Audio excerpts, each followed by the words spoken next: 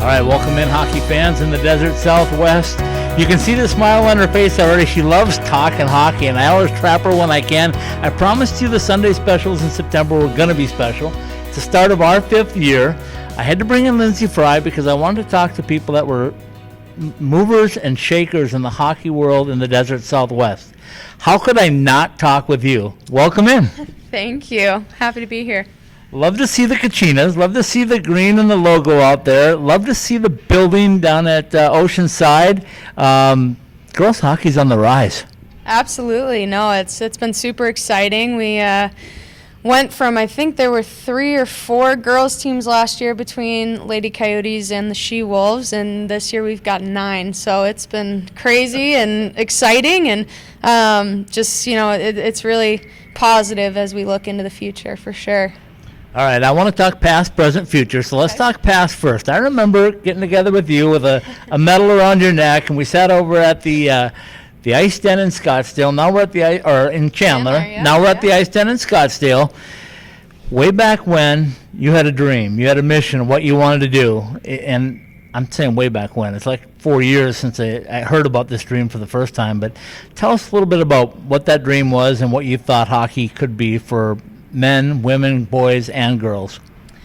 Yeah, I mean, I think for me, I tell people all the time, when I decided to come back home after the Olympics and after I had graduated from college, a lot of it had to do with just really taking a look inside myself and recognizing, wow, I've been given these incredible opportunities from my education to my memories to my mentors to everything in between because of hockey. And I wanted to make sure that I could come back and help make an impact on boys, girls, everything. And I think, our boys' numbers have been growing phenomenally well here in the past decade, and our girls' numbers have kind of started to come along as well. And I think for me, on the girls' side of things, that obviously hit home even more. And it was about 5 years ago, Matt Schott and I said, hey, how can we do something to where the girls have a little bit more infrastructure than any other group, because they needed a little bit more right here, right now. Sure. And that's when we had this idea,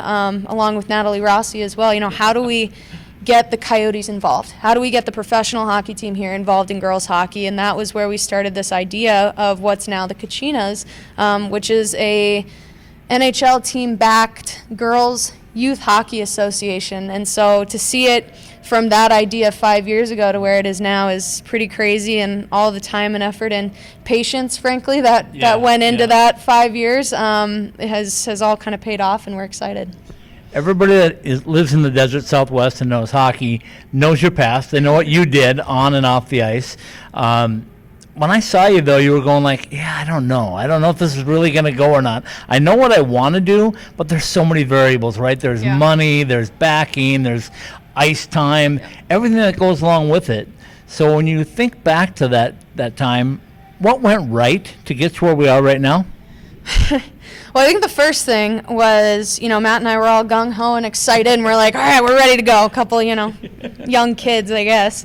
And we met with my dad and a woman named Jackie Hodgins, and they were the president-vice president duo for the Chandler Junior Polar Bears when Matt and I were both going through our youth hockey. We sat them down at a California pizza kitchen, and we're like, all right, guys, here's our plan. This is our idea. We're ready. Tell us what to do. And they started asking us some questions, and it became apparent pretty quickly that we were not ready. And I remember them basically saying, like, you guys aren't there yet. Keep getting everything in place, and then you can go. So I'm really thankful that happened, because it forced us to take a step back and say, okay, do we want to launch this before we're ready, or do we want to be patient and make sure we get the right resources? Another thing that went right was the NHL and the NHLPA announced their Industry Growth Fund, which is a big chunk of money that teams can apply for, NHL teams can apply for to use for certain things. Now, with that said, I wasn't working full time yet for the Coyotes, and Matt was passionate enough about this project that he put in that he wanted that grant to go to girls hockey in some way, shape, or form. And we got the grant, which helped not even with Kachinas right off the bat, but helped us with small fries. Right. And when we realized, okay, we've got a program now that can help us develop girls from the bottom of the pyramid and actually grow the pool of girls from the base, now we can have something long-term and sustainable here. And so it was this kind of step-by-step process of flipping the girls hockey model from, hey, we're just going to like have a 14 and a 16 and a 19 team and catch all the girls who have been playing youth hockey, and that's it. We flipped that and we said, no, we got to build the base. We've got to build the bottom of that pyramid to make this thing last for a long time. So it was kind of a lot of steps and a long progression, but I'm glad we were patient. I'm glad we had some really good mentors to help us through all of it, and getting a little cash from the NHL certainly helped as well. Absolutely. Well, let's not get into the present without finishing up on one more thing. Tell me what the difficulties were. What did you struggle with in this process, and just how hard was it for the last 4 years to get to where you are? Gosh. Well, I mean, I think to be completely honest, what we thought was going to be our biggest challenge ended up not being our biggest challenge. And I think it was because we were strategic, and we were really nervous about coming in and having to compete. Right. We thought we would have to go through this, process where we were battling with another association for a few years. And that's not what we wanted to do, because we didn't feel like that was in the best interest of the girls. But it also just, that wasn't why we were doing it. We weren't doing it to bully anyone out of all the hard work that they had put in. So I think we recognized that early, and it definitely wasn't easy at all times, and we had to kind of really sell everybody from, rink operators to other, boys associations, and then to the girls associations, as well as to the NHL and the Coyotes, why this mattered. Right. But I think, between the passion of myself and Matt and Natalie Rossi and Vanessa Maines and Erin Kane and Katie McGovern and all of these huge names in women's hockey here in the Valley, I think when you sell to people why you're doing it, they buy in, and we got people to buy in. So what we thought was going to be our biggest challenge ended up being a lot more easy and cohesive than we ever expected. All right, we're going to jump into the present in just a minute, but I want to tell you, as I went through and talked to some of your peers and some of your coaches, Randy Exelby said he was not surprised that you got it to where it was. Brendan Shaw last week told me, nope, he wasn't surprised either. He knew that you and Matt were going to get it done. So let's take a quick break. Let's come back and let's talk about that Kachina, because that's a big thing. It's bringing it back. It's gone full circle for the Coyotes. So we'll take a quick break. We'll come back and talk about the present with Lyndsey Fry.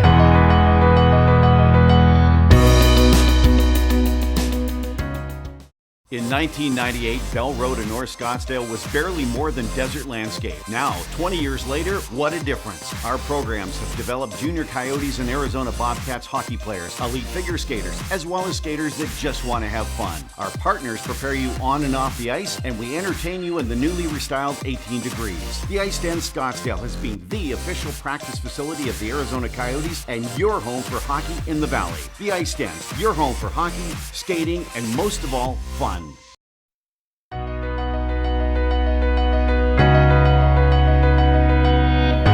All right, welcome back in, hockey fans in the Desert Southwest.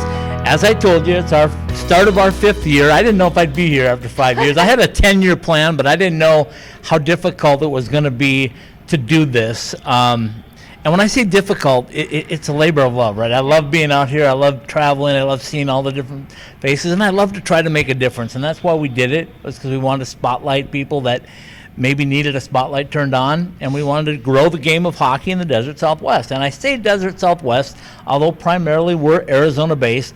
Things have happened in Vegas, obviously, and I could see that coming with the Golden Knights. And I thought, you know what? Would there ever be a rivalry between Vegas and Phoenix with their youth groups? Guess what? I heard the Kachinas went up to Vegas and stomped on things last weekend. Am I right? They did. It was a good weekend. All right, so tell me where we are presently. We brought the Kachinas back. I know every girl, every guy, everybody wants that. They were begging the Coyotes for the last few years to bring that back as an alternate jersey, bring it back as a logo, do something with it. What was the idea behind it for you guys? Well, I think for us, a lot of it came down to we wanted to give the girls something that was special. We wanted to give them something that had a tie to the Coyotes, and we didn't want them to get confused with the junior Coyotes, because that's not who they are. So it just kind of worked out perfectly. We said, all right, well, we've got this alternate logo. We think it's super cool. Admittedly, we definitely thought, all right, well, we don't want it to be lady anything. Yeah. But Kachina has a little bit of a feminine feel for any of those girls who are looking for that. Personally, that was not a motivator for myself. But, so we wanted to really give them something that they could call their own that nobody else in the state would have the opportunity to have. With our affiliation with the team. So that was a big piece of it for us, and the girls wear it with so much pride. They think it is just the coolest thing ever. So it's exciting for us to be able to wear that proudly and represent the guys. And when Kachinas Saturday started up last year, it was even better. We've got some cool things coming up in the pipeline this season with the Kachinas and Kachinas Saturday. So can't say much more than that, but Kachina is rocking. Tease it up a little bit. Yep. All right, so when we talk about the president, it's not really the president because it's a year or so now since you jumped on board, right, with the Arizona Coyotes. I thought that was Aaron Cohen's best move, and he's done a lot of great things. But and I'm going to tell him that when we sit down and visit this week. But what was it like to finally get that kind of an opportunity where you could really have an open slate to just create? Well, I mean, it was incredible. I had the good fortune to be able to kind of come in as a contracted employee and work on small fries first. So that's kind of where we started. And to see that, after I got my MBA from ASU, Aaron really said, you know what, I feel like we've got additional value that we can get from you and work with you on. And so when they hired me full time, I was definitely hired to be a hockey ambassador and kind of be the face for hockey. But I also was hired to be a special advisor to Aaron. And I will say, as the Kachinas took up a lot of my time, it wasn't necessarily what I was hired to do. But they, gave me the flexibility and said, you know what, this is your legacy and this is what you're leaving behind, and we want to give you the freedom to do that. And so I'm really appreciative of Aaron and Marina Carpenter, and they've been great for helping, facilitate Matt and I getting this thing off the ground. Now that it's getting a little more stable, I'm excited to be doing more of that advisory work for Aaron, and just excited to see where it all goes. It's an exciting thing to be able to almost be an entrepreneur with the resources of a big company. Yeah. So that's what I feel like I've been able to do, and we've been able to do as a group, and it's been super cool. All right, so everybody I talked to, and I've seen this from afar, I haven't been able to ask Aaron this point blank, and I will, but I'm going to ask you. When he came on board, I think he changed the philosophy of the Arizona Coyotes. I think he said, let's quit talking about arenas, let's quit talking about what we can't do, and let's start talking about grassroots hockey and what we can do. Yeah.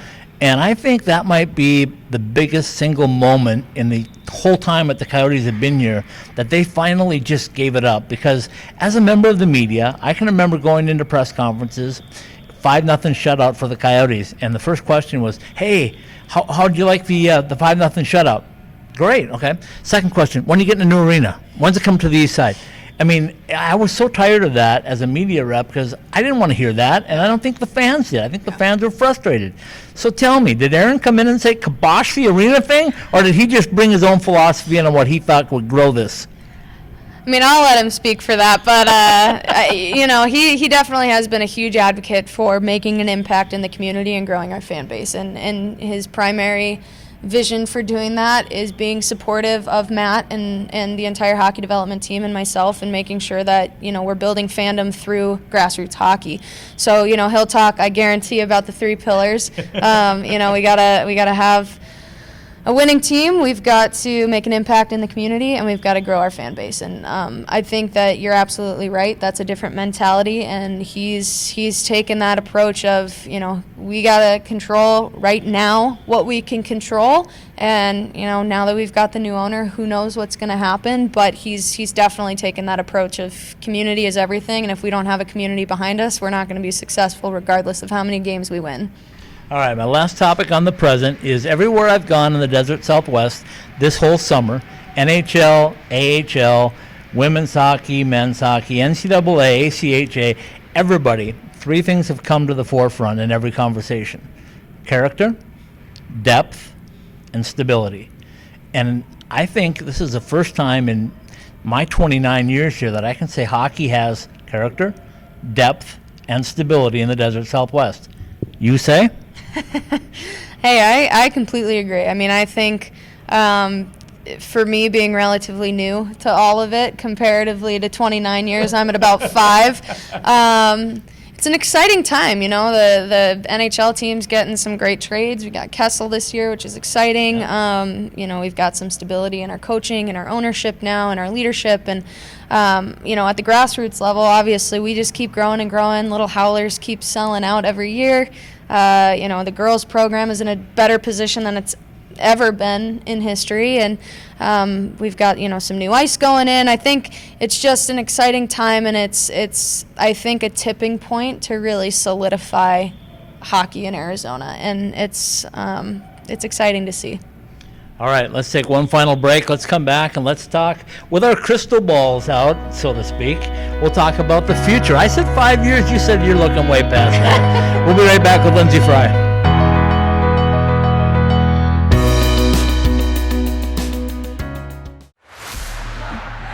Hey, Michael here from M-Drive. My dad, a world-class scientist, actually made M-Drive for himself to stay active and continue enjoying life. And yes, M-Drive supports healthy testosterone, but it's so much more. M-Drive is the everyday supplement to fuel your drive with more energy and more strength. Listen, we'd love for you to try M-Drive too. Visit mdriveformen.com and we'll give you 20% off your first purchase. Just type in the code DRIVE at checkout. Refine your prime with M-Drive.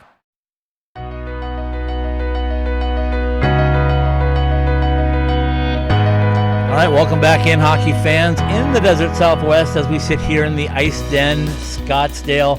What a pleasure it is to bring in Lyndsey Fry. It always is, because she's so knowledgeable about not what she does on the ice, but also what she does off the ice. You're a very intelligent person that's got the degrees to prove it. You've been to Harvard.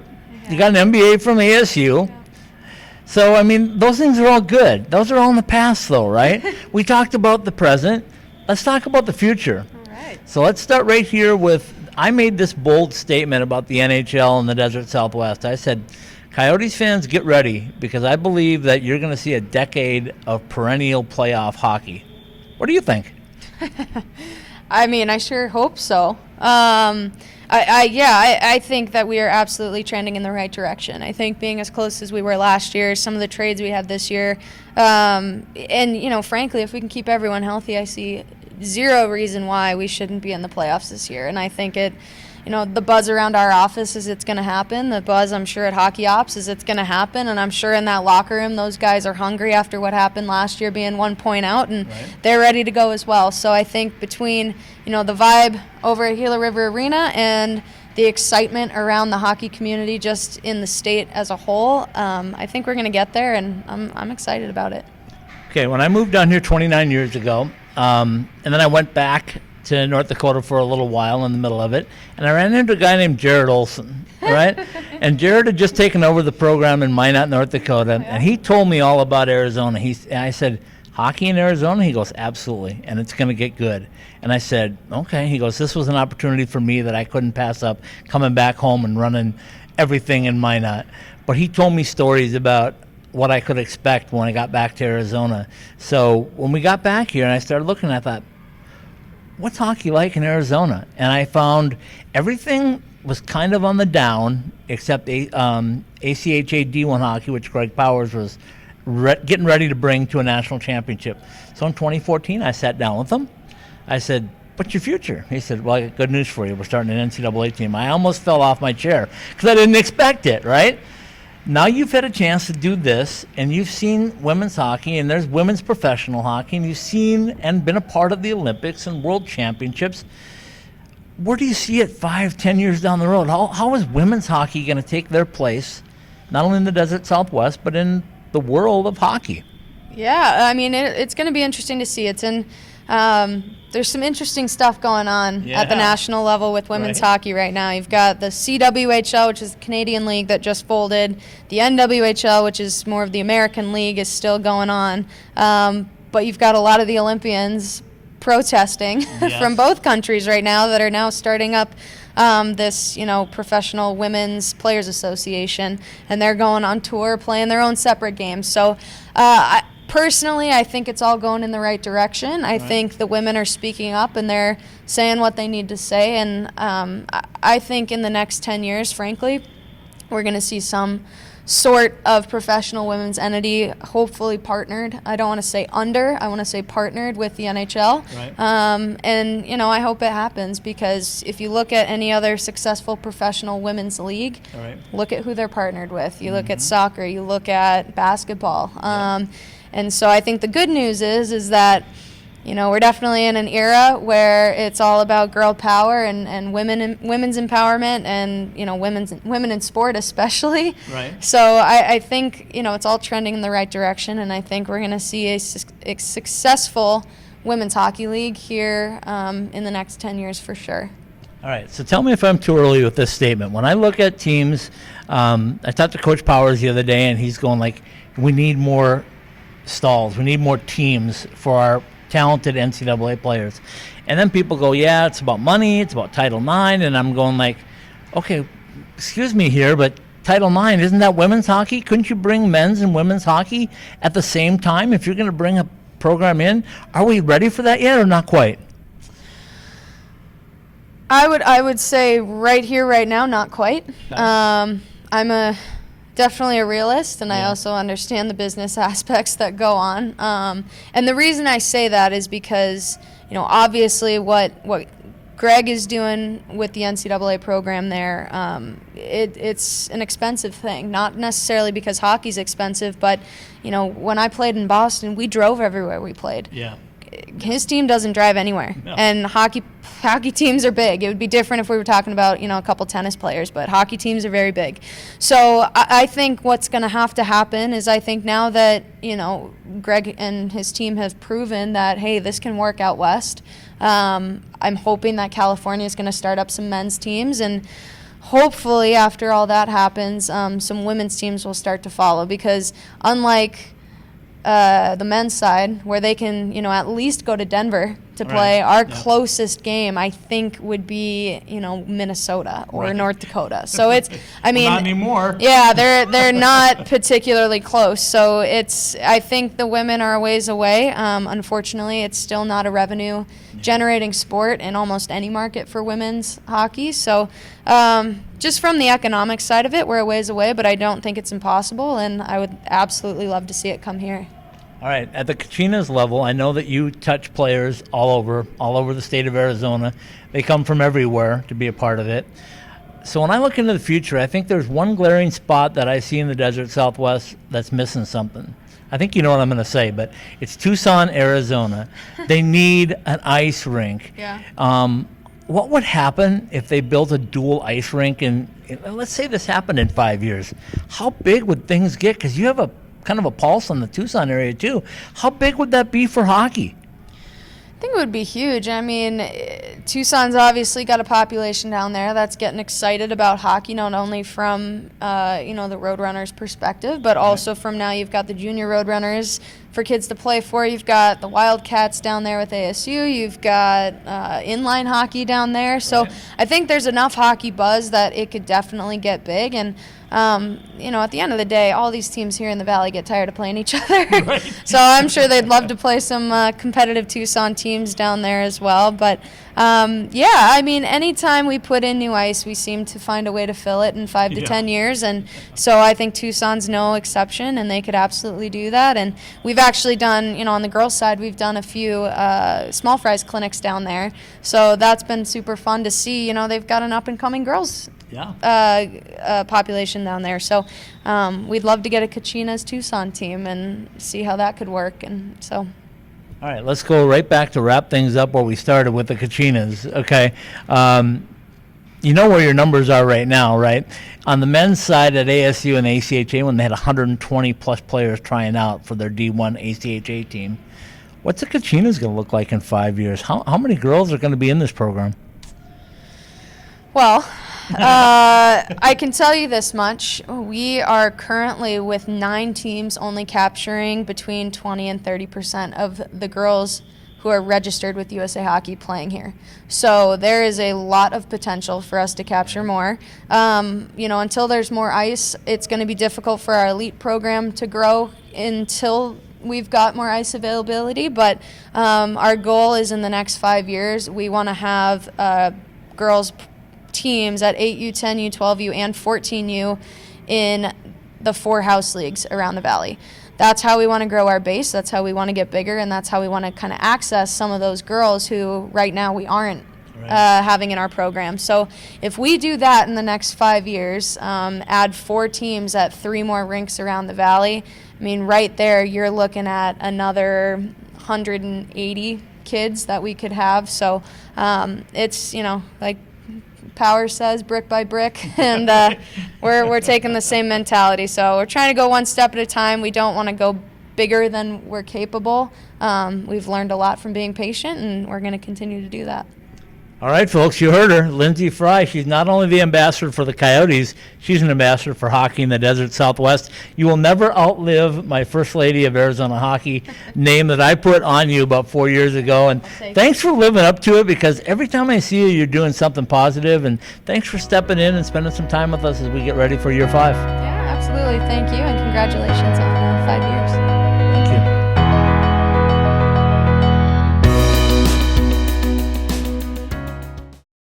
Pre-game like a pro, post-game like a champion at College Bar and Grill. Located across the street from the iconic A Mountain and Sun Devil Stadium and a quick walk from Wells Fargo Arena, College Bar and Grill is your home for the best local craft beer, delicious creative cocktails, tasty food, and Tempe's best atmosphere for Arizona State athletics. College Bar and Grill. Pre-game like a pro, post-game like a champion. Online at ilovecollege.co.